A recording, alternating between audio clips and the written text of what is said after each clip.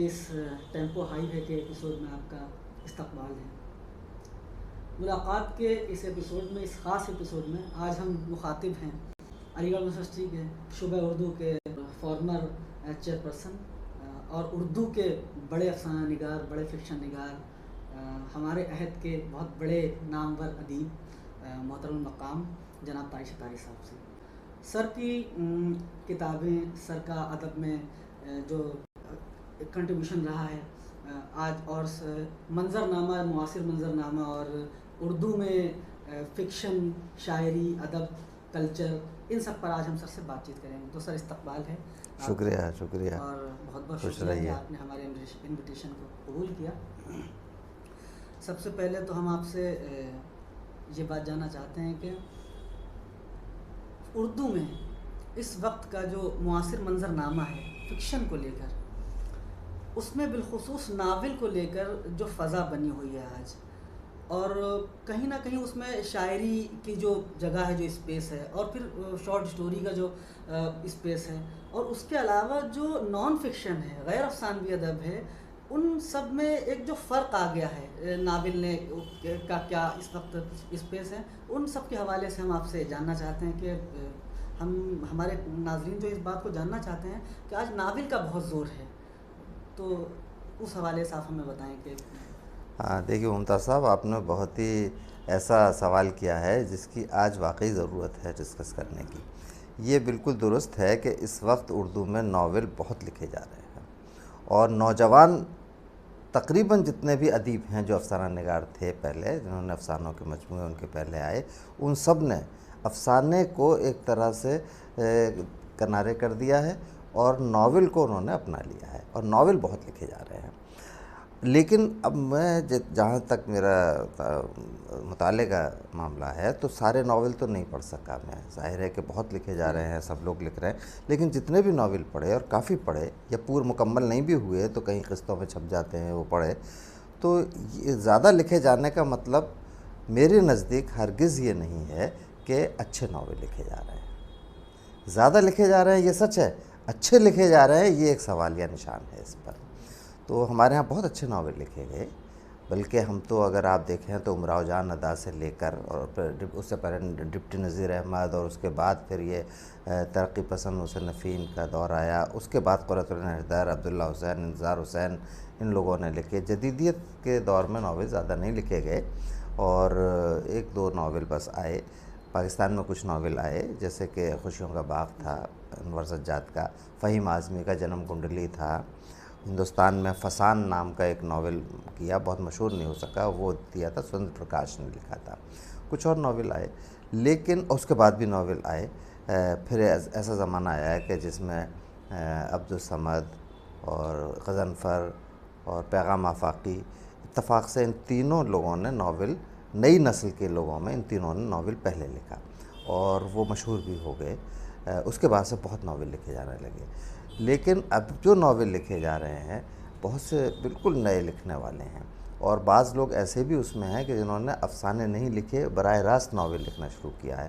ان کے ناول میں وہ جو ناول کا ایک کینوس ہوتا ہے، ناول میں جو پوری زندگی، ایک بھرپور زندگی کا احساس ہوتا ہے، اس میں کرداروں کا جو ارتقاء ہوتا ہے، ان سب کا فقدان بھی نظر آتا ہے۔ کچھ ایکسپیریمنٹ بھی ہوئے ہیں، کچھ اچھے ناول لکھے گئے ہیں، جیسے کہ خالد جاوید لکھ رہے ہیں۔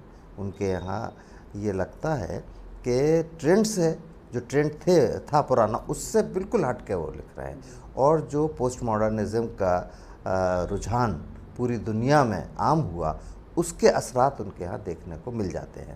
تو ہم یہ کہہ سکتے ہیں، یہ تعین تو بعد کے لوگوں کے ہاتھ میں ہوگا کہ وہ کس معیار کے ہیں، لیکن یہ ضرور کہہ سکتے ہیں کہ اس میں نئے پن کا، ایک نئی خوشبو کا ہمیں بھرپور احساس ہوتا ہے۔ اور لیکن ایسے لکھنے والے چند ہی ہیں، باقی سب زیادہ لکھ رہے ہیں۔ تو یہ تو ٹھیک ہے کہ زیادہ لکھ رہے ہیں، آپ کا سوال بالکل صحیح ہے، اور آپ کی بات بالکل صحیح ہے۔ سر اس میں ایک سوال یہ بنتا ہے، جب اس قدر ناول لکھے جا رہے ہیں اور یہ عہد فکشن سے موسوم ہو گیا ہے، منسوب ہو گیا ہے، تو افسانے کی اس میں کیا جگہ رہ گئی ہے؟ افسانے جو لکھنے والے ہیں، میں نے دیکھا ہے کہ جو لوگ افسانوی مجموعے جو ہیں وہ کم بھی آ رہے ہیں ناول کے مقابلے میں، اور انہیں اس طور پڑھا بھی نہیں جا رہا ہے، اس کے قارئین بھی کہیں نہ کہیں کم ہو گئے ہیں۔ وہ کم تو اسی لیے ہو گئے ہیں کہ افسانے سے جب آپ توجہ ہٹا کر ناول پہ آئیں گے تو اچھے لوگ بھی افسانے کم لکھیں گے. جب کم لکھیں گے تو لا محالہ اس کا نتیجہ یہی نکلے گا کہ قاری کم ہوتے چلے جائیں گے. جب افسانے کم ہیں تو قاری بھی کم ہے. لیکن میرا ایک خیال یہ ہے، اسے ذرا سا ہٹ کے میں سوچتا ہوں جب کبھی، تو مجھے لگتا ہے کہ آج بھی، جبکہ ناول کو بہت بڑا مطلب انگریزی میں تو جب تک کسی نے ناول نہیں لکھا تو اس کو فکشن رائٹر ہی نہیں مانتے، اور یہی اردو میں بھی کہ ناول ایک بڑا، یہ بھی بن گیا ہے کہ جو ناول نہیں لکھے اس کو مکمل افسانہ نگار نہیں مانیں گے. یا پھر فکشن نگار نہیں مانیں. لیکن اردو میں یہ صورتحال نہیں تھی. ہمارے ہاں منٹو نے کوئی ناول نہیں لکھا. ایک ناول ہے کہتے ہیں، ہاں، لیکن یہ کہ وہ اس کی کوئی اہمیت نہیں ہے، وہ بھی طویل افسانے میں بھی آپ اس کو شامل کر سکتے ہیں. بیدی نے کوئی ناول نہیں لکھا. ایک چادر میلی سی اگر ہے تو اس کو ناولٹ کہہ لیتے ہیں، اور اگر ایک ہے بھی تو وہ یہی کہا جائے گا کہ نہیں لکھا. ایک لکھنا جتنا بڑے رائٹر کے لیے کوئی معنی نہیں رکھتا. تو کرشن چندر نے ناول لکھے، لیکن ان کے ناول تو کچھ کامرشل جیسے ہو گئے، جیسے وہ کسی خاص ضرورت کے تحت لکھ رہے ہیں اور بہت روا روی میں لکھ رہے ہیں. افسانے میں بڑی گہرائی تھی، پیچیدگی تھی، باریکیاں تھیں. تو ہمارے ہاں اس کی ایک وجہ تھی کہ اردو کا جو مزاج ہے وہ شاعری میں بھی مختصر کا، یعنی غزل کا اور ایک شعر میں سب کچھ کہہ دینے کا رواج بہت بعد تک چلا. ہندی میں بھی تھا. ہندی میں جو دوہے ہیں وہ بھی اسی طرح کے ہیں کہ ایک دوہے میں بات مکمل ہوگی، لیکن وہ پرانی بات تھی. اس کے بعد سے، اور وہ آپ ہندی کہہ لیجئے اس کو، لیکن وہ برج تھی، کہیں پہ اودھی تھی، کہیں پہ وہ راجستھانی تھی. اگر میرا بھائی کی کچھ چیزیں اس میں لے سکتے ہیں، یا ادھر کے علاقے کا لیں، تو وہ ہندی میں تو پوری شاعری ہوئی ہے بعد میں، اور وہ نظمیں ہی لکھی گئی ہیں، اس میں دوہے کم تھے. تو لیکن اردو میں بہت بعد تک، بلکہ آج تک غزل کی اپنی اہمیت ہے. تو مختصر کہنے کا فن آتا تھا ان کو، بات کو ختم کر لینے کا فن آتا تھا. تو افسانے میں سمجھتا ہوں ناول سے زیادہ مشکل افسانہ لکھنا ہے. وجہ یہ ہے کہ آپ کو کم لفظوں میں زیادہ سے زیادہ گہری اور باریک بات کہنی ہے، اور ہر پہلو اس میں اجاگر بھی کرنا ہے. اس میں سماج بھی ہے، اس میں رشتے بھی ہیں، اس میں نفسیات بھی ہے، اس میں کیفیات بھی ہیں، بہت ساری چیزیں ہوتی ہیں، سب کچھ پیش کرنی ہے.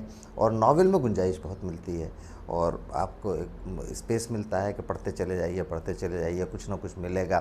دوسری بات ایک یہ ہے کہ آپ کا ایک مجموعہ اگر چھپتا ہے تو اس مجموعے میں آپ کے مان لیجیے 20 افسانے ہیں، تو آپ کو 20 نکات سوچنے پڑے کہ کیا پوائنٹ لاؤں میں.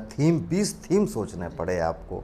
اور ناول ایک ہے، ایک وہ 20 افسانے جتنے جگہ میں آ گئے اتنے میں ایک ناول آ گیا. تو آپ کو ایک ہی موضوع سوچنا پڑا، اس کے ذیلی موضوعات آتے چلے گئے اور آپ لکھتے چلے گئے. اور جہاں ختم کرنا ہے، جو آپ کو جس پہ سٹریس دینا ہے، جس پہ آپ کو انحصار ہے، جس فلسفی پر یا جس نقطے پر، وہ ایک ہی سوچنا ہے. تو آپ نے ایک سوچا، بھرپور آرام سے آپ نے لکھ لیا. یہاں ایک افسانہ ختم، دوسرا سوچنا، دوسرا ختم، تیسرا سوچنا، چوتھا ختم، پھر پانچویں کے لیے سوچنا ہے کہ اب کیا پہلو لائیں، اس میں کیا باریکی لائیں، اس میں کیا اور دیکھیں افسانے میں یہ ہوتا ہے کہ کوئی نہ کوئی ایک موضوع، اس کا ایک لائن والا موضوع ہوتا ہے ہر افسانے میں. جیسے کہ اردو میں چوتھی کا جوڑا ہے. چوتھی کے جوڑے میں لوگ کہتے ہیں، ہمارے ناقدین کے ایک ایسے گھرانے کی کہانی ہے کہ جہاں پہ پیسے کے نہ ہونے کی وجہ سے شادی بیاہ نہیں ہو رہے ہیں، یا حالات ایسے ہو گئے کہ اس میں لڑکے نہیں مل رہے ہیں، نہیں ہو رہی ہے، اور وہ جو آتا ہے وہ استحصال کرتا ہے.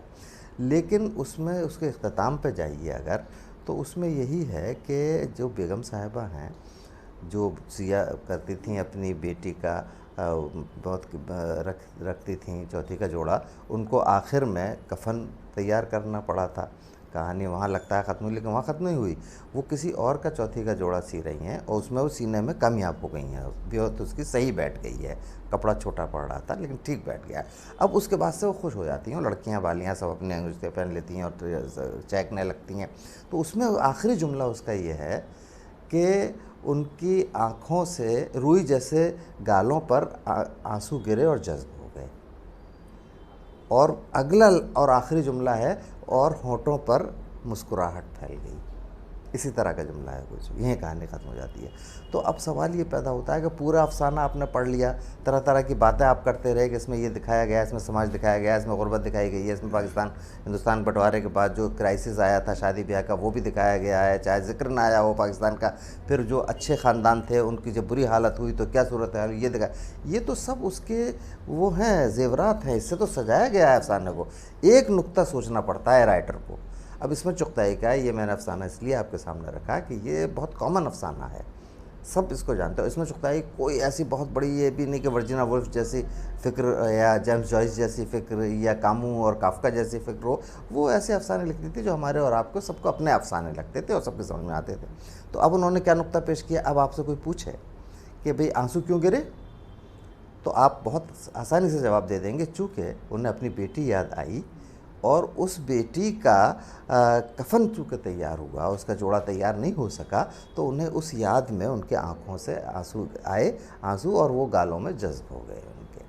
پھر آپ سے پوچھا کہ پھر آخری جملہ کیا معنی رکھتا ہے کہ ہونٹوں پہ مسکراہٹ پھیل گئی، تب کیا جواب دیں گے آپ؟ تب آپ کو سوچنا پڑے گا اس افسانے کے موضوع کے بارے میں کہ اس میں کون سا نقطہ پیش کیا گیا ہے۔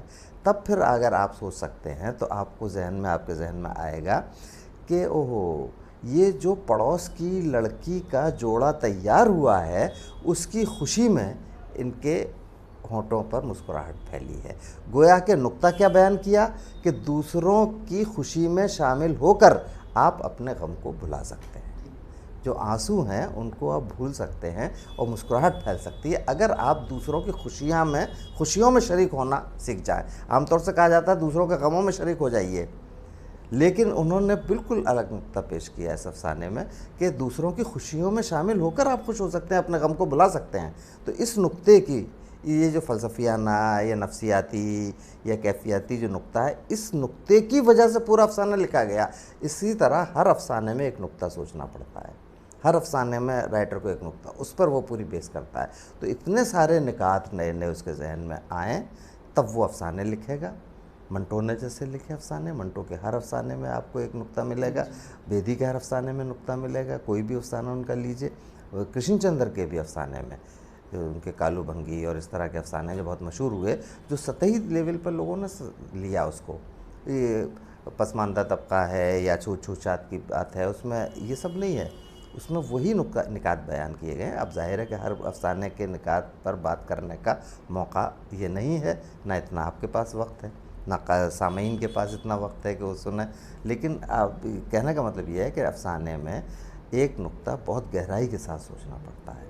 یہاں تک کہ دیکھیے میں ایک مثال دوں آپ کو بہت مختصر سے اس میں لفظوں میں، کہ اماوس کی رات ان کا ایک افسانہ ہے پریم چند کا، اور وہ شروع کا افسانہ ہے، کوئی فنی لحاظ سے جو بعد میں کفن میں جہاں فن پہنچ گیا تھا وہاں تک نہیں پہنچا تھا، یا پوس کی رات میں جو ان کا فن پہنچ گیا تھا وہاں تک نہیں پہنچا تھا، لیکن اس میں بھی ایک نقطہ ہے۔ اس میں جس وقت کہا جاتا ہے کہ دولت جو ہے وہ بہت سے مسائل کا حل ہوتی ہے، اور اس دولت کے نہ ہونے کی وجہ سے ان کی بیوی مر گئی، چونکہ وید جی نے علاج نہیں کیا بغیر پیسے کے، آخرکار وہ مر گئی۔ اس کے بعد سے وہ سارا پیسہ جب ان کو مل گیا کہیں سے جو قرض واپس کرنے آیا تھا ایک راجکمار، تو وہ لے کے وید جی کے پاس پہنچتے ہیں کہ سارا پیسہ لے لیجئے اور میری بیوی کی جان بچا لیجئے، ایک بار وہ مسکرا دے، ایک بار وہ بول جائے۔ تو یہ وہ نہیں کر سکتے تھے اب، تو یہاں دولت کی کیا اہمیت رہی؟ تو پریم چند کہنا یہ چاہتے تھے کہ منی اٹ سیلف کچھ نہیں ہے اپنے آپ میں، منی کچھ نہیں ہے، منی صرف میڈیم ہے، اصل اہمیت ہے فلاسفیکل اگر آپ سوچیں تو کس کی؟ وقت کی۔ اگر وقت پہ ملتی تو کام کی تھی، وقت پہ نہیں ملی تو مٹی ہے۔ تو منی کو انہوں نے بالکل بتایا کہ اس کی اپنے آپ میں کوئی حیثیت نہیں ہے، دولت کی اپنے آپ میں حیثیت نہیں ہے، اگر وقت پہ یہ مل جاتی تو اس کی جان بچ سکتی تھی، اور وقت پہ نہیں ملی تو اس جان نہیں بچی، آج وہی دولت سامنے پڑی ہوئی ہے لیکن وہ کام نہیں آ رہی ہے، تو دولت کچھ نہیں ہے۔ تو اس طرح کی باریکیاں ان کے شروع کے افسانوں میں بھی تھیں، اور بعد کے افسانوں میں تو خیر بہت زیادہ تھیں، اتنی زیادہ تھیں کہ لوگ اعتراضات کرنے لگے کہ بھئی یہ کفن جو ہے ان کے فیور میں ہے گھیسو اور مادھو کے، یا ان کی مخالفت میں ہے، یہ تک نہیں سمجھ پائے، سمجھنے سے قاصر رہے، اور آج بھی اس پر کنٹروورسی ہے۔ تو یہ تو افسانے کا معاملہ یہ سمجھیے کہ زیادہ باریک ہوتا ہے، زیادہ گہرائی ہوتی ہے، اور ناول میں آپ نے ایک پس منظر لے لیا، تاریخی کوئی واقعہ لے لیا، اپنے زمانے کا سماج لیا، اس پہ آپ ناول لکھتے چلے گئے. تو ناول، لیکن بڑے ناول لکھنا، پھر یہی بات ہے، بڑے ناول لکھنا 50 افسانوں سے زیادہ اس میں محنت چاہیے اور اس میں سوچنا زیادہ پڑے گا. لیکن جیسے ناول لکھے جا رہے ہیں وہ اس میں شاید ابھی میرا خیال تو یہ ہے کہ ابھی وہ فنکاری نہیں آ پائی ہے جس کا کہ ناول تقاضا کرتا ہے. سر ایک چیز اور مطلب پریشان کرتی ہے، وہ یہ ہے کہ ایک وقت ہوا ہمارے وہاں اردو ادب میں سب سے پہلے حقیقت پسند افسانہ آیا، اس کے بعد پھر ترقی پسند تحریک آئی، اور اس ترقی پسند تحریک اور حقیقت پسند افسانے کے بیچ میں ایک اور فیز رہا جو انگارے جب آیا تھا 32-33 میں، اس نے بھی ترقی پسند تحریک کے لیے بہت راہیں ہموار کی. اس کے بعد جدیدیت آئی، جدید کے بعد کچھ لوگوں نے کہا کہ مابعد جدیدیت آ گئی. لیکن اب چونکہ 1980 کے بعد سے ابھی تک جو معاملہ، وہ کوئی تھیوری نہیں ہے، کوئی رجحان نہیں ہے، کوئی تحریک نہیں ہے. اور جبکہ اس زمانے میں جب وہ لکھنے والے کم ہوا کرتے تھے، پڑھنے والے زیادہ ہوا کرتے تھے، آج لکھنے والے بہت زیادہ ہیں، کوئی تحریک نہیں ہے. یہ اس کے پیچھے کیا وجہ ہیں؟ دیکھیے ایسا ہے کہ تحریک ہے یا نہیں، اس کا فیصلہ ہمارے جو قارئین ہیں وہ نہیں کر پاتے ہیں، اور بعض دفعہ تو جو رائٹر ہے وہ بھی نہیں کر پاتا ہے، وہ حالات اس سے لکھواتے ہیں. ٹیکنک بدلتی ہے، وہ بھی حالات ہی کے تحت بدلتی ہے.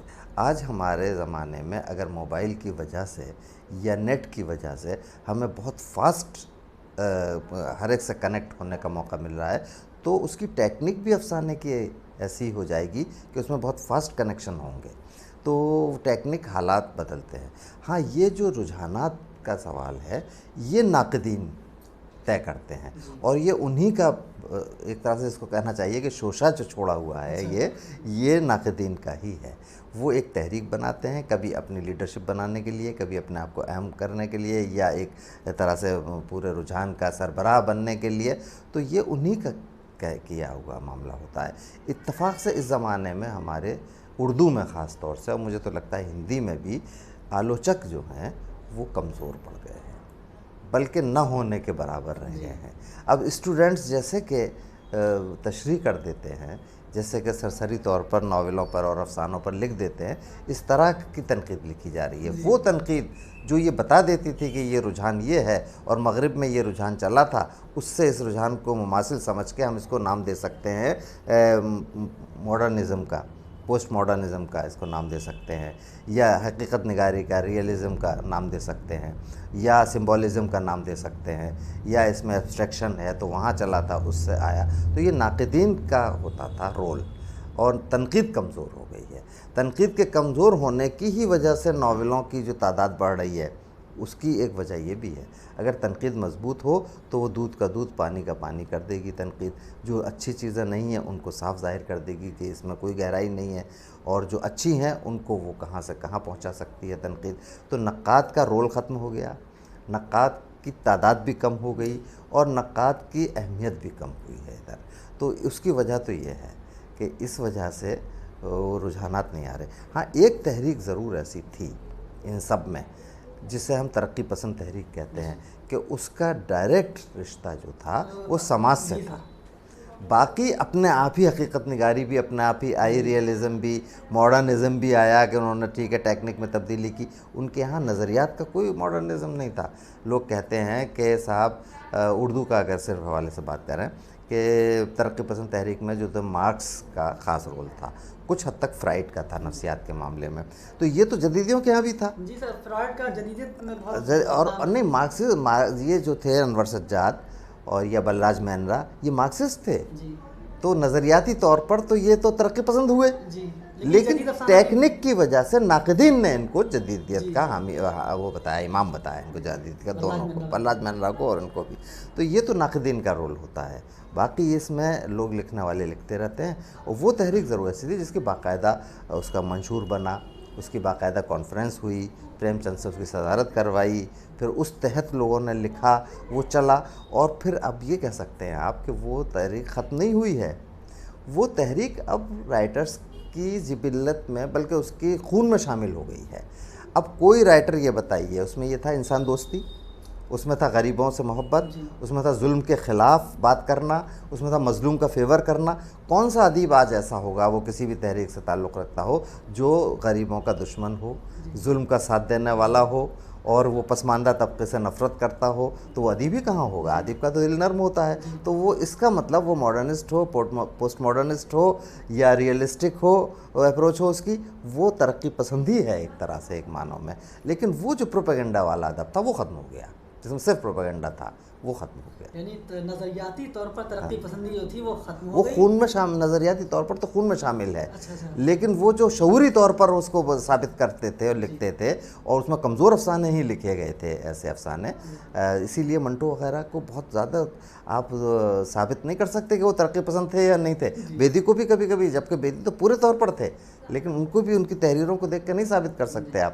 تو وہ تو ایک دیکھیں وہ الگ بات ہے۔ کریٹیو رائٹنگ کو ان تحریکوں کے سہارے سے پڑھنے میں مدد تو ملتی ہے، سمجھنے میں مدد ملتی ہے، لیکن پورے طور پر ساتھ نہیں دے پاتا کوئی نظریہ کسی بھی تنقید، کسی بھی تحریر کو، کسی بھی تخلیق کو پڑھنے کے لیے کوئی بھی نظریہ پورے طور پر ساتھ نہیں دے پاتا ہے۔ علی گڑھ کے حوالے سے ایک سوال یہ ہے جو میں سمجھتا ہوں کہ بہت اہم سوال ہے۔ جیسے علی گڑھ کا ایک 70 تک جو اس کے بعد تو آپ لوگ آئے، طارق ستاری صاحب آئے اور سید محمد شرف صاحب آئے، پیغام آفاقی وغیرہ یا غضنفر سر آئے۔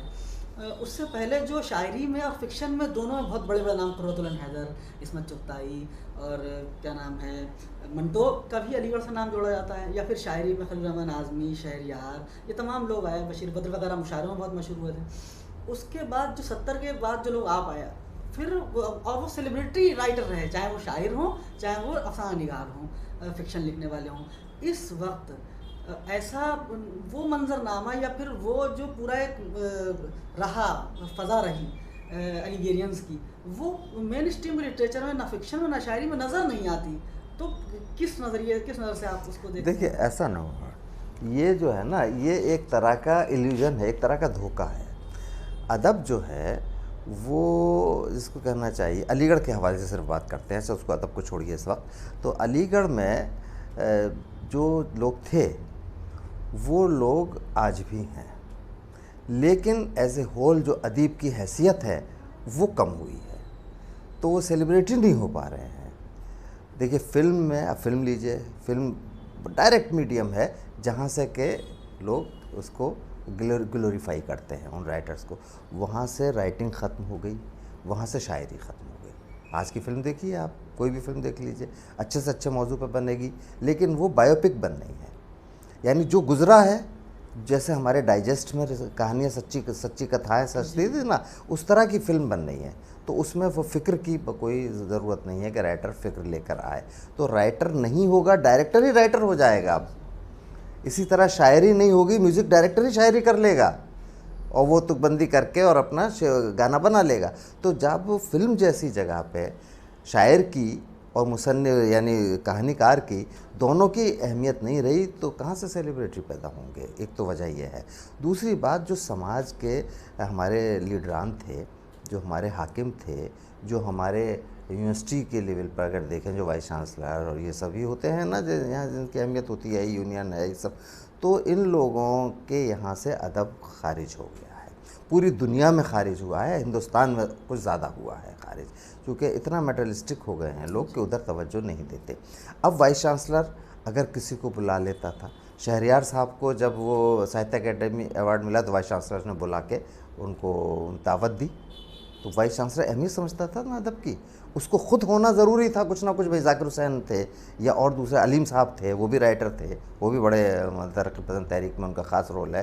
تو اس طرح کے لوگوں کی موجودگی کی وجہ سے ادب نوازی ہوتی تھی، جیسے بادشاہوں کے یہاں ہوتی تھی، جیسے بہادر شاہ ظفر کے یہاں ہوتی تھی۔ ایسے ہی نہرو جی کیا وجہ ہے کہ فیض کی الٹی سیدھی باتیں سن لیا کرتے تھے، وہ فراق کچھ بھی کہہ دیتے تھے نہرو جی سے، وہ گردن جھکا کے سن لیتے تھے، کیونکہ بڑا عزم تھا ان میں، وہ بہت بڑی شخصیت تھی، وہ خود ادیب تھے، نہرو خود رائٹر تھے۔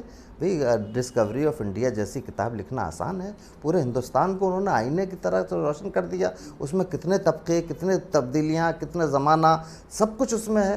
تو تلاش ہند جو ان کی کتاب ہے اس کا کوئی لکھ سکتا ہے؟ آج کا رائٹر بھی نہیں لکھ سکتا.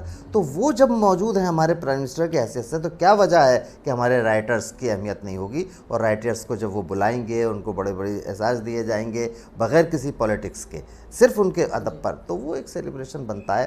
اب یونین والے بھی نہیں جانتے کون شاعری کر رہا ہے اسٹوڈنٹ میں، اور جو وہ بلاتے تھے یونین میں فنکشن ہوا کرتے تھے، یونین میں افسانہ نگاری ہوتے تھے، یونین میں مشاعرے ہوتے تھے، تو وہ سب ختم ہو گیا.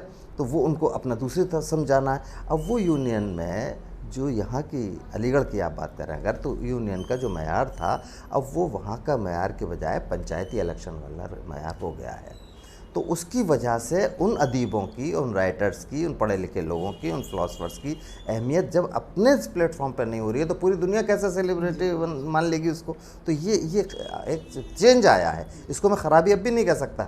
ہو سکتا ہے زمانے کا تقاضا یہی ہو سکتا ہے آج اس کی ضرورت ہو سکتا ہے آج اس کے بغیر کام نہ چلتا ہو، اب وہ فضول چیزیں ہو گئی ہوں، یہ الگ بات ہے، یہ تو ایک ڈیبیٹ کا موضوع ہے. لیکن یہ چینج آیا ہے، اس کی وجہ سے آپ کو لگ رہا ہے ایک بات. دوسری بات یہ کہ ایسا نہیں ہے کہ وہ لوگ پیدائشی سیلیبریٹی تھے. وہ یہاں جب تھے تو یوں ہی گھومتے پھرتے تھے، کوئی نہیں پوچھتا تھا مجاز کو اور ان کو. وہ تو ایک زمانہ چاہیے ہوتا ہے، وہ زمانہ گزر گیا، ان کے کارنامے سامنے آ گئے. بعد میں خلیل الرحمن اعظمی کا انتقال ہوئے بھی اب تو برسا برس ہو گیا، آپ نے تو دیکھا بھی نہیں ہوگا. تو اب ظاہر ہے کہ ان کا آج اہمیت ہوئی. تو آج جو ہیں علی گڑھ کے، اب دیکھیے شاعری میں دیکھیے آپ اگر، تو فرحت احساس اس وقت ایسے شاعر ہیں جو پورے نئی نسل میں، جو پورے ہندوستان میں اور پاکستان میں شاعری میں ان کو لوگ تسلیم کرتے ہیں. اس کے علاوہ آپ دیکھیے تو مہتاب حیدر نقوی ہیں. اس سے پہلے جلدی انتقال ہو گیا لیکن اسد بداعی تھے جو پاکستان اور ہندوستان میں دونوں جگہ اسی طرح سے چھپتے تھے. عبید صدیقی کا بھی رہا، شاعر بہت اچھے نہیں تھے لیکن بہرحال وہ چونکہ ٹی وی میں تھے، ریڈیو میں تھے، تو ان کا بھی رہا نام. اسی طرح سے بہت سارے شاعر آپ کو مل جائیں گے، امریکہ میں مل جائیں گے، یہاں آج کی نسل کے بھی لوگ. اسی طرح سے افسانہ نگاروں میں اگر آپ لیجئے تو آپ دیکھیے اچھے برے سب ملا کے اگر آپ دیکھیں تو سید محمد اشرف ہیں اور غیاث الرحمن ہیں، ابن کمل ہیں، پیغام آفاقی تھے، غضنفر ہیں. ہاں وہ بھی آپ چاہیں تو شامل کر سکتے ہیں. لیکن یہ کہ تو اتنے سارے لوگ ایک نسل میں بتائیے ہونا کم ہے کیا؟ اگر یہ زمانہ اچھا ہوتا تو انہی کی لوگوں کی فلموں میں وہ آنے لگتی کہانیاں، اگر فلمیں ایسی بننے لگتی تو، یا ان کے شاعروں کے گانے آنے لگتے. آج ان کی بمبئی میں بھی حیثیت ہوتی، یا بمبئی کو چھوڑیے سیاست میں ان کی اہمیت ہوتی. ہو سکتا ہے پدم شری مل جاتا ہے ان کو، اب دوسرے پیمانوں پہ پدم شری ملتا ہے اور پدم بھوشن ملتا ہے، اب اس پیمانے پہ نہیں ملتا. تو اب ہو سکتا ہے کہ فرحت احساس کو مل جاتا تو آپ کہتے ہیں ارے بھئی علی گڑھ نے تو بڑے اچھے آج بھی دیے ہیں. تو یہ پورے زمانے کو دیکھیے آپ، پس منظر کو دیکھیے اس کے، تب پتہ چلے گا کہ ایسا کیوں ہو رہا ہے. سر ایک سوال، اہم سوال وہ یہ رہ گیا تھا کہ عالمی جو منظر نامہ ہے پورا فکشن کا، آج ہماری بات ناول، افسانہ اور فکشن پر ہی رہی ہے، تو اس میں اس وقت ہندی اور اردو کا جو ایک پورا مکسچر جو لٹریچر ہمیشہ عوام کے سامنے آتا ہے، اور اب تو چونکہ گیتانجلی شری کو ایک ایوارڈ مل گیا، مین بکر پرائز مل گیا ان کی کتاب پر، جو ان کی کتاب آئی ہے ریت سمادھی، اس کے انگلش ٹرانسلیشن پر. اس کا کیا اثر رہے گا ہندی میں جو نئے لوگ لکھ رہے ہیں، یا پھر جو پرانے ہی لوگ لکھ رہے ہیں، یا لکھنے والوں پر کیا اثر پڑے گا؟ اور جو اردو کا وہ، یا اردو ہندی کا وہ لٹریچر جو سب سے مطلب جس میں کوئی اورودھ نہیں ہوتا تھا کہ یہ اردو کی کتاب ہے، یہ ہندی کتاب ہے، سب پڑھتے تھے اس کو، وہ لٹریچر، اس کا پورا ایک اثر جو ہماری زندگیوں میں رہا ہے، اس حوالے سے ہم جاننا چاہتے ہیں آپ سے. دیکھیے یہ جو اردو اور ہندی کی بات ہے تو ہندوستان میں دونوں زبانوں میں ادب بہت پہلے سے لکھا جا رہا ہے، بلکہ جب ہندوستان ایک ہی تھا تو یہاں اردو اور ہندی دونوں کے مصنفین برابر سے اپنی حیثیت کو تسلیم کروا چکے تھے. لیکن ان سب کا تعلق جو ہے نا، جیسا کہ آپ نے ابھی حوالہ دیا بکر پرائز کا، تو یہ جو خارجی چیزیں ہیں ان کا اثر بھی بہت پڑتا ہے. ہمارے ہندوستان میں جو ادب کا نام ہوا وہ اس زمانے میں، چونکہ ٹیگور کو نوبل پرائز ملا تھا 1913 میں، تو اس کی وجہ سے منظر عام پر ایک رائٹر آیا تو پوری زبان آئی. پھر تو بنگلہ لٹریچر جو تھا وہ بہتر سے بہتر لکھا جانے لگا، ایک انکریجمنٹ ملتا ہے. اب ہندی میں یہ بکر پرائز ملا ہے، ابھی تک بھی اور ملا تھا اروندھتی رائے کو، لیکن وہ ہندی میں نہیں ملا تھا، وہ انگریزی کی کتاب پہ ملا تھا، تو انکریجمنٹ انگریزی والوں کو مل رہا تھا۔ اب ہندی والے کو ایک خاص طرح کی تقویت ملے گی اور لوگ اچھا لکھنے کی کوشش کریں گے اور لکھیں گے اچھا، اندر سے ایک انرجی ملتی ہے۔ اردو میں ادھر کوئی یہاں ہندوستان میں یا پاکستان میں ایسا انعام ابھی نہیں ملا ہے۔ اس زمانے میں تو تھا کہ اقبال کا نام چلا، فلاں کا نام چلا، پھر باہر گئے تو یہ روسی ادب میں، روس میں بڑی ویلیو تھی، فیض کی تھی، ان کی سب کی تھی روس میں، تو وہ تو چلتا رہا۔ اب یہ جو سماجی اور سیاسی اور معاشی بھی، اس میں اکانومیکل کنڈیشن بھی یہ ڈپینڈ کرتی ہے۔ اگر ہماری قوم ترقی یافتہ ہے، اگر ہمارا ملک ترقی یافتہ ہے تو ہمارا لٹریچر بھی ترقی یافتہ تسلیم کیا جائے گا اور اس پر نظر جائے گی۔ تو سب سے پہلے تو ہمیں اپنے آپ کو امپروو کرنا ہے، پھر ہر معاملے میں اپنے آپ کو امپروو کرنا ہے، اپنی عزت بنانا ہے، اپنی حیثیت بنانا ہے۔ اس کے بعد سے ہم جو لکھیں گے اس پہ لوگوں کی نظر جائے گی، اور نظر جائے گی تو آج کوئی ایسا پیمانہ تو ہے نہیں کہ اردو کا لٹریچر کمتر ہے اور ہندی کا برتر ہے، یا انگریزی کا اس سے بھی برتر ہے، یا فرانسیسی کا اس سے برتر ہے، ایسا کوئی پیمانہ نہیں ہے۔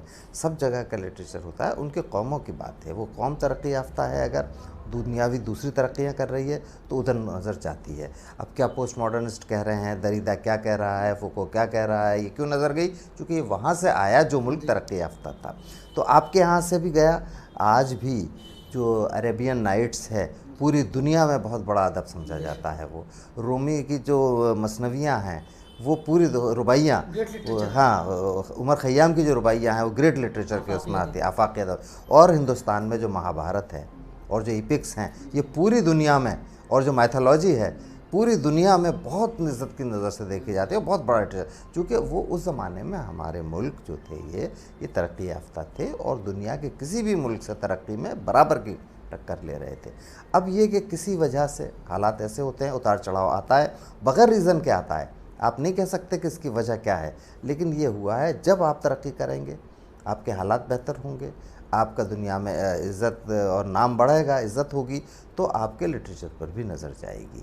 تو یہ تو ہوتا رہتا ہے، لیکن آج بھی اگر ایمانداری جو ٹرانسلیشن ہو جاتا ہے، اب دیکھیے پریم چند کے ٹرانسلیشن ہوئے تو اقبال کا ہوا، غالب کا ہوا، تو غالب نے جو فارسی شاعری کی ہے وہ ایران میں بھی اس کی اتنی قدر ہے، جبکہ وہاں ایران میں تو فارسی ہے، تو وہ ہوا، نام ہوا اس کا۔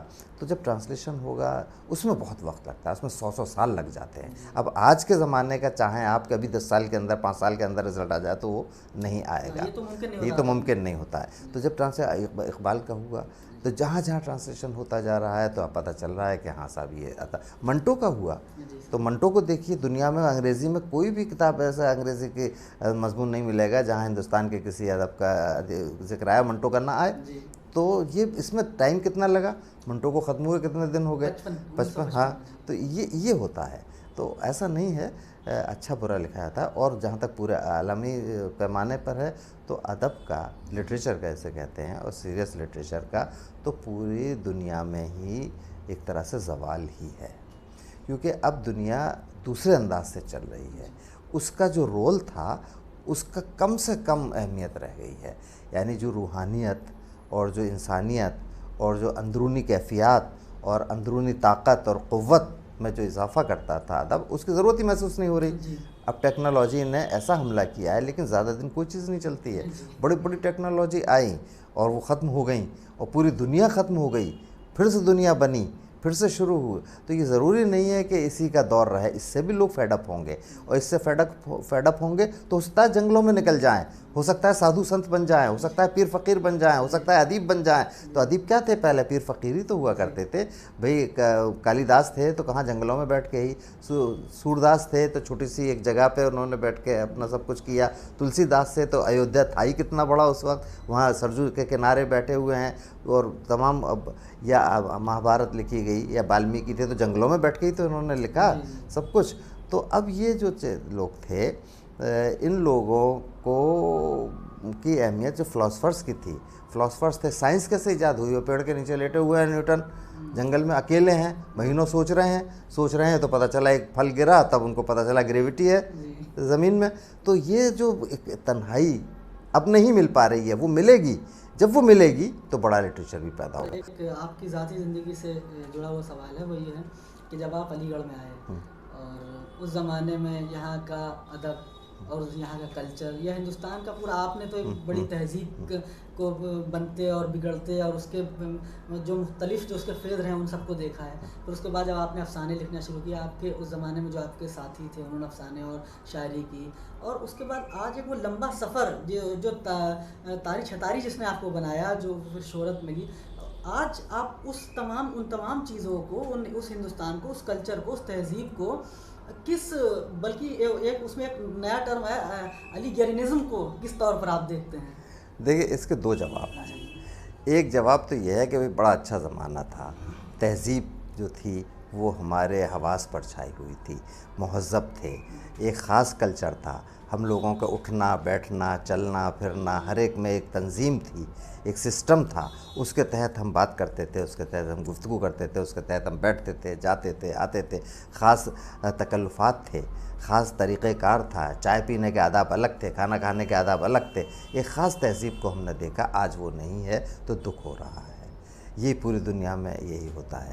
دوسرا اس کا جواب یہ ہے کہ تہذیب نام کی چیز بڑی گمراہ کن ہوتی ہے اور ایک طرح سے فیوڈل سسٹم کی طرف وہ ہمیں لے جاتی ہے. اور تہذیب، علی گڑھ کی ہی تہذیب کی جب بات کرتے ہیں تو ہم کون سی تہذیب کی بات کریں گے؟ علی گڑھ کی کوئی تہذیب اسٹیبل نہیں ہوتی، بہت دنوں تک نہیں چلتی. ایک زمانہ تھا جب علی گڑھ میں کلاس کرنے بھی اسٹوڈنٹ گھوڑے پہ آیا کرتے تھے. اب گھوڑا کتنی جگہ لیڈ کرتا ہوگا، کتنی جگہ گندگی پھیلاتا ہوگا. اور مارسن کوٹ استبل کہلاتا تھا چونکہ اسٹوڈنٹ کے گھوڑے اس میں بندھا کرتے تھے، اور ان کا لباس ایسا تھا، نہ شیروانی تھی، شیروانی تو تھی نہیں، یہ تو بعد میں بنی ہے، وہ ترکی کوٹ تھا، وہ پگڑی باندھا کرتے تھے، مونچھیں رکھا کرتے تھے. تو وہ تہذیب تھی اس زمانے کی. اس کے بعد سے دوسرا زمانہ آیا، پھر تیسرا زمانہ آیا، پھر جب ہم لوگ آئے تب تہذیب بدلی، کچھ شیروانی آئی، پھر پتہ چلا جو بیل باٹم نہیں پہن رہا ہے وہ بیکورڈ کہلاتا تھا. اب جو بیل باٹم پہن کے آئے گا تو لوگ تالیاں بجائیں گے، ہنسیں گے. تو تہذیب ایک ایسی اصطلاح ہے کہ ہر زمانے میں بدلتی ہے. علی گڑھ کی اپنی کوئی تہذیب نہیں ہے. علی گڑھ کی تہذیب میں ایک خاص بات یہ ہے، ایک تو پہلی بات تو یہ کہ ہر زمانے میں تہذیب الگ الگ رہی. آپ کسی ایک تہذیب کو 10 سال 15 سال 20 سال سے زیادہ تک نہیں دیکھ سکتے. ہمیشہ تہذیب بدلی ہے، سسٹم بدلا ہے، فیشن بدلا ہے، طریقہ کار بدلا ہے، لوگوں کی بات چیت بدلی ہے، زبان بدلی ہے، سب کچھ بدلا ہے. اور اپنے زمانے کا علی گڑھ ہمیں لگتا ہے یہی تہذیب ہے.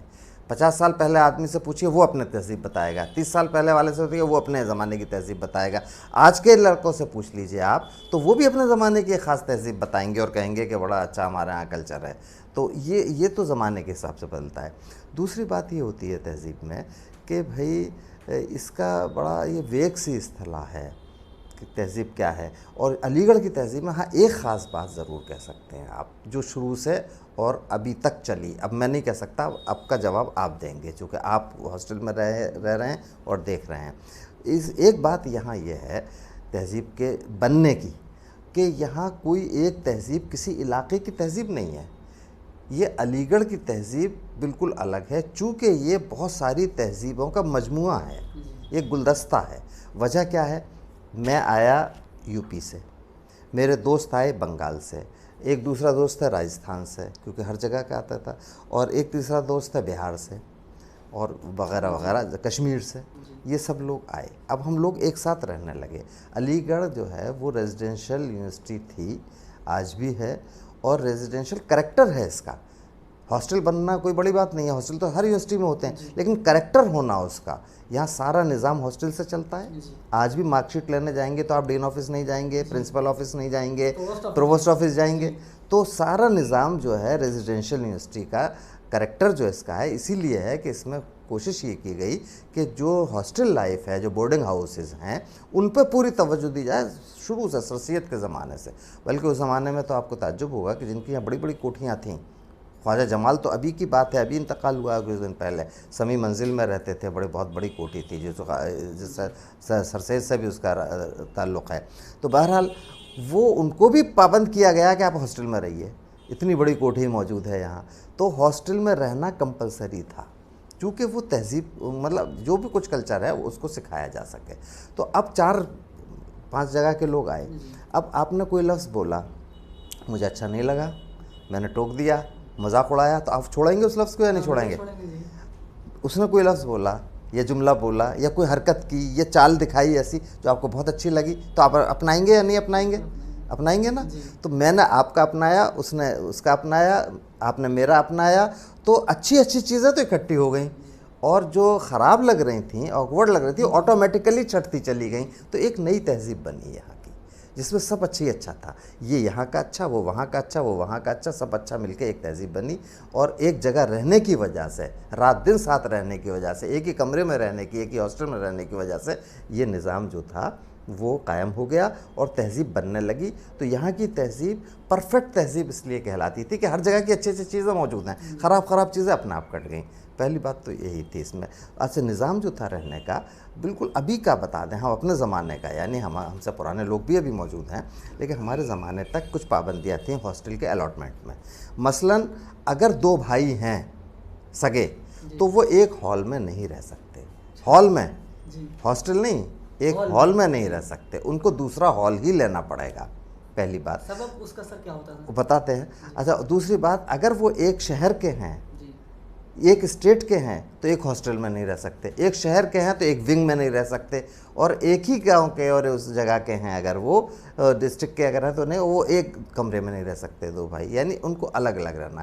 وہی بات تھی کہ جب الگ الگ رہیں گے تو اس کی اچھی چیز یہ, اس کی اچھی چیز یہ, اس کی اچھی چیز وہ لے گا, اور ایک ساتھ وہی رہیں گے تو جو سیکھ کے آئے ہیں وہی یہاں بولیں گے. تو وہ تہذیب کہاں سے بنے گی نئی؟ جو گلدستہ بننا ہے وہ تو نہیں بن پائے گا گلدستہ, ایک ہی چیز رہ جائے گی, ایک ہی پھول کے, ایک ہی طرح کے سب پھول ہوں گے, تو وہ چیز رہ گئی. اچھا, اسی طرح سے ڈسپلن جو تھے ہمارے, وہ اس کا کمبینیشن ہوتا تھا. یعنی ایک کوشش یہ کی جاتی تھی کہ اگر ایک کمرے میں 4 لڑکے ہیں ایسے ہال میں, یا 5 لڑکے ہیں, تو ایک لڑکا انجینئرنگ کا ہو, ایک لڑکا میڈیکل سائنس کا ہو, ایک لڑکا ادب کا ہو, ایک لڑکا انگریزی ادب کا ہو, اور ایک لڑکا دوسری ٹیکنالوجی کے کسی کا ہو. وجہ کیا ہے کہ بائی دا وے جو علم ہوتا ہے اس کی بڑی اہمیت ہوتی ہے. ایک تو علم کتابوں سے کسب کیا جا رہا ہے, ایک بائی دا وے آ گیا, ماحول سے آ گیا, جو کہتے ہیں نا سوسائٹی سے آتا ہے. تو وہ جو آتا تھا ماحول سے, اس میں یہ تھا کہ آپ اگر ڈاکٹر ہیں, یعنی میڈیکل سائنس پڑھ رہے ہیں, تو کبھی تو کسی دوا کا نام لیں گے, کبھی تو کسی انسٹرومنٹ کا نام لیں گے, کبھی تو مائکروسکوپ کا نام لیں گے. تو ایک شاعر جو ہے وہ جو جانتا بھی نہیں ہے وہ اپنا آپ سیکھ جائے گا. اور وہ شاعر ہی نہیں جانتا ہے, یہ 10 شعر سنائے گا, کچھ تو سنائے گا, کسی رائٹر کا نام لے گا, غالب کا شعر سنائے گا, تو وہ اپنے آپ سیکھ جائے گا. انجینئر صاحب جو ہے اپنی چیز سنا دیں گے. اب آپ اگر وہ کہتے ہیں کہ مجھے ٹی ٹیبل خریدنا ہے, تو آپ یہ نہیں سمجھیں گے کہ چائے کی میز خریدنا ہے, آپ سمجھ جائیں گے کہ انجینئر ہے تو یہ ٹی ٹیبل جو ان کا اسکیل ہوتا ہے اس کو بات کر رہا ہے. تو یہ نالج جو بڑھ جاتی تھی بائی دا وے علم, یعنی اچانک بغیر کسی کوشش کے, بغیر کسی حاصل کرنے کے عمل کے آپ کو مل گیا. تو ایسی سوسائٹی بنتی تھی کہ اس سوسائٹی سے اپنے آپ پرسنلٹی کا ڈیولپمنٹ ہو جاتا تھا, اور مختلف قسم کے علوم آپ کے اندر بغیر محنت کیے آ جاتے تھے. اسی لیے علم چاہے اپنے فیلڈ میں کتنا بھی ہو, لیکن لیڈ الیگیرین ہی کرتا تھا. جہاں جاتا تھا پتہ چلا کہ وہ ہے ڈاکٹر, 10 شعر سنا رہا ہے کھڑے ہو کے, تقریر کر رہا ہے, اور وہ انجینئرنگ کی بھی بات کر رہا ہے. تو کہتے ہیں بھائی کتنا علم ہے اس میں, آیا کیسے؟ ہاسٹل لائف کے ملنے کی. اب کیا کیا, سلیمان کو انجینئرنگ کا بنا دیا, ہادی حسن کو میڈیکل کا بنا دیا, ایس ایس ہال کو آرٹس کا بنا دیا. تو جیسے کورے ہیں ویسے ہی کورے یہاں سے جانا ہے. مطلب یہ ایک طرح کی زیادتی ہو گئی, اور ملٹی ڈائمینشنل پرسنالٹی بھی بن جاتی تھی, ڈائمینشن پیدا ہو جاتے تھے. کسی کی فکر کچھ ہے, کسی کی فکر اپنے اپنے ڈسپلن کے حساب سے, اپنے اپنے سبجیکٹ کے حساب سے, وہ ختم ہو گئی.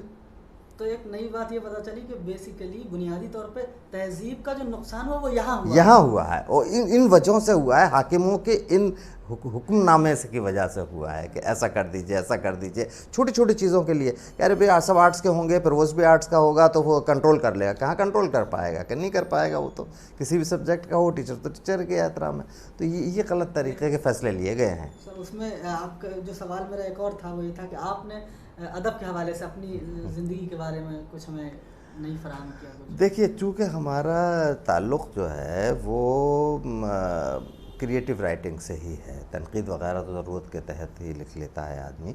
تو کریٹیو رائٹنگ کا ماحول ایک اس پہ پالش تو کر سکتا ہے, لیکن یہ ہوتی خدا داد چیز ہی ہے۔ اب یہ بتانا مشکل ہوتا ہے کہ ہمیں خیال کیسے آیا، اس کے سینکڑوں ریزن ہوتے ہیں۔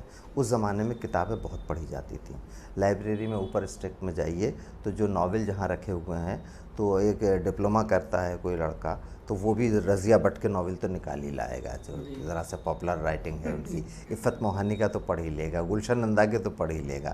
تو اس سے امیجینیشن پاور بڑھتی تھی، خیالوں میں پہنچتے تھے نا، کہ خیالات ہیں اور خیالوں میں جا رہے ہیں، چیز رہے ہیں، اور کریٹیویٹی بڑھتی تھی۔ اب کیا ہوا ہے، مثال کے طور پر میں اس طرح مثال دوں آپ کو کہ ہم نے ایک ناول میں ایک حویلی کا ذکر پڑھا، بہت ہوتا تھا نا پرانے ناولوں میں رضیہ بٹ وغیرہ کے، ایک حویلی کا ذکر پڑھا۔ اب اس حویلی میں در کا ذکر ہے، پلر کا ذکر ہے، محراب کا ذکر ہے، فرش کا ذکر ہے، پتھر کا ذکر ہے، سنگ موسیٰ کا سب ذکر ہیں۔ تو اب آپ کے ذہن میں تو پورا عکس جو ہے، جو رائٹر چاہتا ہے وہ تو نہیں بنے گا، آپ اپنی حویلی خود بنائیں گے۔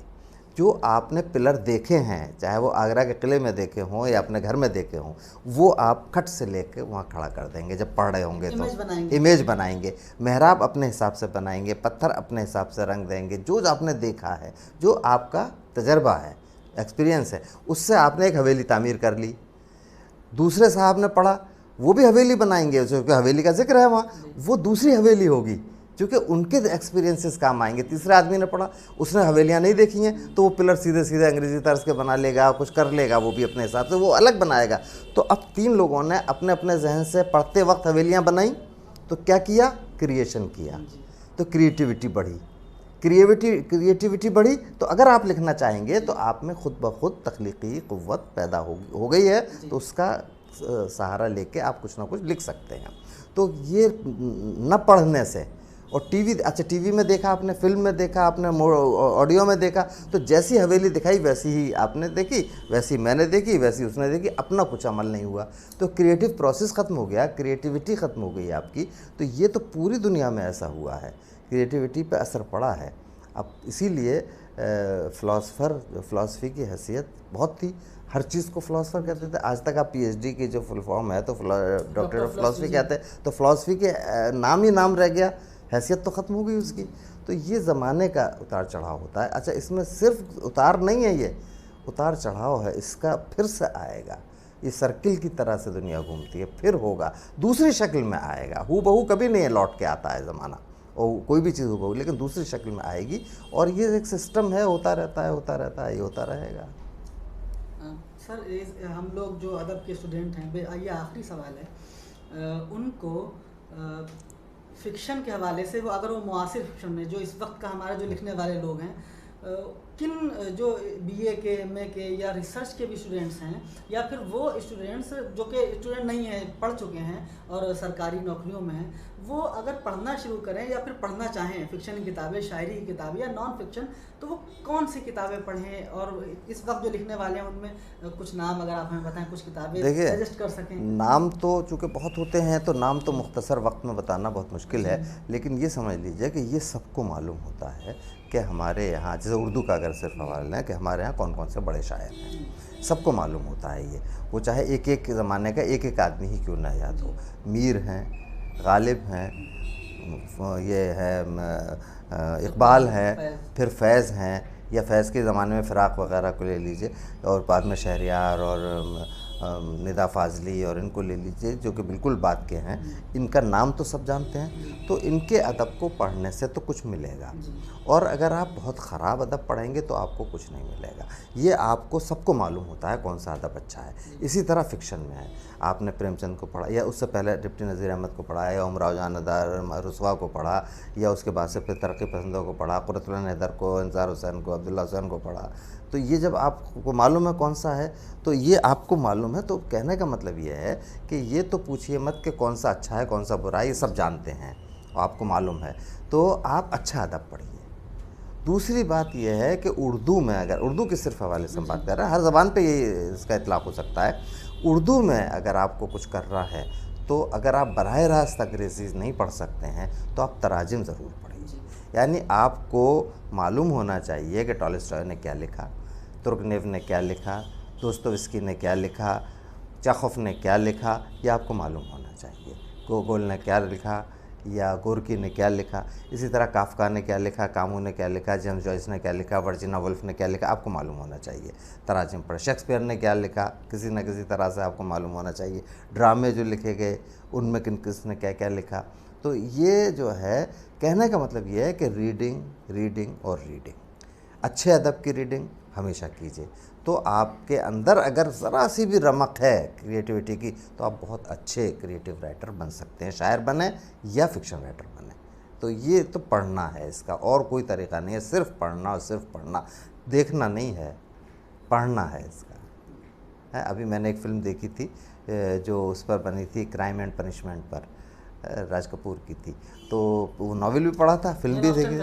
ہاں کرائم اینڈ نہیں، دوستویسکی کا ہے نا، دوستویسکی کا ہے، تو وہ فلم میں پتہ چلا کچھ ہے ہی نہیں، اور خالی فلم دیکھتے ناول نہ پڑھا ہوتا تو بہت اچھی لگتی۔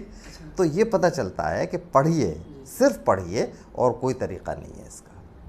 اچھا ادب پڑھیے، آج کے لوگ بھی لکھنے والے اچھے ہیں، ان کو اچھا کو پڑھیے۔ بہت بہت شکریہ سر آپ کا، اور آج کی گفتگو ہمارے لیے بہت اہم ہے، اور ہمارے ناظرین، ہمارے دیکھنے والے اس سے بہت محظوظ ہوں گے، بہت فائدہ بخش گفتگو رہی۔ آپ لوگوں کا بہت بہت، آپ سب سے پہلے تو آپ کا بہت بہت شکریہ، آپ سب کا بھی شکریہ کہ یہ سب موقع بات چیت کرنے کا ملا آپ کے پلیٹ فارم سے۔ ٹیمپو ہائی کے پلیٹ فارم سے جو بھی اس ویڈیو کو دیکھیں، وہ ان کو چاہیے کہ اس گفتگو سے محظوظ ہوں، اس سے فائدہ اٹھائیں اور ہمارے ساتھ بنے رہیں۔ ٹیمپو ہائی کے تمام ویڈیوز ادب کے حوالے سے اب جو ہے وہ ایک پوری سیریز کے تحت ہم اس کو لے کر آئیں گے، اور آپ ہمیں محبت سے نوازیں اور ہمارے ویڈیوز کو دیکھیں۔ بہت بہت شکریہ، تھینک یو سو مچ۔